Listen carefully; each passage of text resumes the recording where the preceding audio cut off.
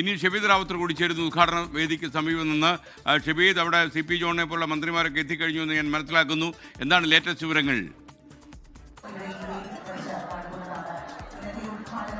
ഉറപ്പായും UDF സർക്കാരിനെ സംബന്ധിച്ച് അവരുടെ അഭിമാന പദ്ധതിക്ക് തുടക്കം കുറിക്കുകയാണ്. മാത്രമല്ല നമുക്ക് ആ വേദി ഇപ്പോൾ അങ്ങോട്ട് നടന്നുപോയാൽ നമുക്ക് ആ വേദിയിൽ തന്നെ കാണാൻ സാധിക്കും. CP ജോൺ അടക്കമുള്ള ആളുകൾ ആ വേദിയിലുണ്ട്. മാത്രമല്ല നേരത്തെ നമ്മൾ സൂചിപ്പിച്ചതുപോലെ തന്നെ പലതരത്തിലുള്ള രാഷ്ട്രീയ വിവാദം അടക്കമുള്ള കാര്യങ്ങളുണ്ടെങ്കിലും സർക്കാർ ഈ പദ്ധതിയുമായി മുന്നോട്ട് പോവുകയായിരുന്നു. KSRTCയിൽ ഇതിന്റെ നടത്തിപ്പടക്കമുള്ള കാര്യങ്ങളിൽ വലിയ തരത്തിലുള്ള ആശയക്കുഴപ്പങ്ങൾ ഉണ്ടെങ്കിലും അത് സർക്കാർ അതിന്റെ സാമ്പത്തിക ചെലവടക്കമുള്ള കാര്യങ്ങൾ ഏറ്റെടുത്തുകൊണ്ട് ആ രീതിയിൽ ഈ പദ്ധതി നടപ്പിലാക്കുക എന്നുള്ള ഒറ്റ ലക്ഷ്യത്തോട് മുന്നോട്ട് പോകുന്നു എന്നുള്ളതാണ് സ്വാഭാവികമായും ഇതിനകത്ത് മനസ്സിലാക്കേണ്ട കാര്യം. മാത്രമല്ല ഇതിൽ ഏറ്റവും വളരെ പ്രധാനപ്പെട്ട മറ്റൊരു കാര്യം എന്ന് പറയുന്നത് വലിയ ആഘോഷമാക്കി. ഒരുപക്ഷെ UDF സർക്കാർ അധികാരത്തിൽ എത്തിയതിനു ശേഷം UDF സർക്കാർ നടപ്പിലാക്കുന്ന ഒരു പ്രധാനപ്പെട്ട പദ്ധതി എന്ന രീതിയിൽ അതിന്റെ ആവേശം ഒട്ടും ചോരാത്ത രീതിയിൽ തന്നെ തമ്പാനൂരിൽ നടക്കുന്ന ഈ ഉദ്ഘാടന പരിപാടി അത് ഗംഭീരമാക്കുന്നു എന്നുള്ളതാണ് നമുക്ക് ഇവിടുത്തെ ദൃശ്യങ്ങളിൽ കാണാൻ സാധിക്കുന്നത്. ഇതിനോടകം തന്നെ ഗതാഗത മന്ത്രി CP ജോൺ, അതേപോലെ തന്നെ മന്ത്രി KA തുളസി അടക്കമുള്ള ആളുകൾ, ചീഫ് സെക്രട്ടറി ഉൾപ്പെടെയുള്ള ആളുകൾ നമുക്ക് ഈ ഡയസിൽ അവരെ കാണാൻ സാധിക്കും. ഒപ്പം ഗതാഗത വകുപ്പ് സെക്രട്ടറി പ്രമോദ് ശങ്കർ അടക്കമുള്ള ആളുകൾ ഇവിടെയുണ്ട്. അല്പസമയത്തിനുള്ളിൽ മുഖ്യമന്ത്രി VD സതീശൻ ഇവിടേക്ക് എത്തും. അതിനുശേഷം അദ്ദേഹം നേരത്തെ മേഖല സൂചിപ്പിച്ചതുപോലെ തന്നെ KSRTC ബസ്സിൽ സ്ത്രീകൾക്കൊപ്പം യാത്ര ചെയ്യും. അത് സെക്രട്ടേറിയറ്റ് ദർബാർ ഹാൾ വരെയായിരിക്കും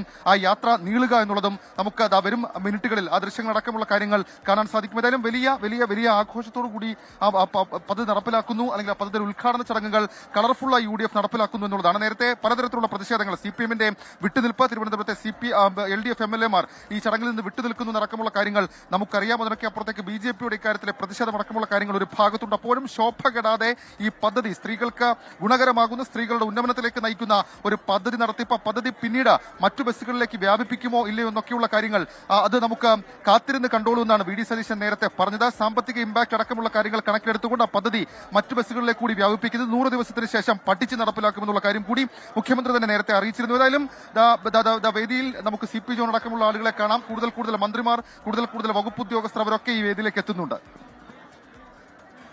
ഷബീദ് റാവത്തറാണ് വിവരങ്ങൾ നൽകിയത്.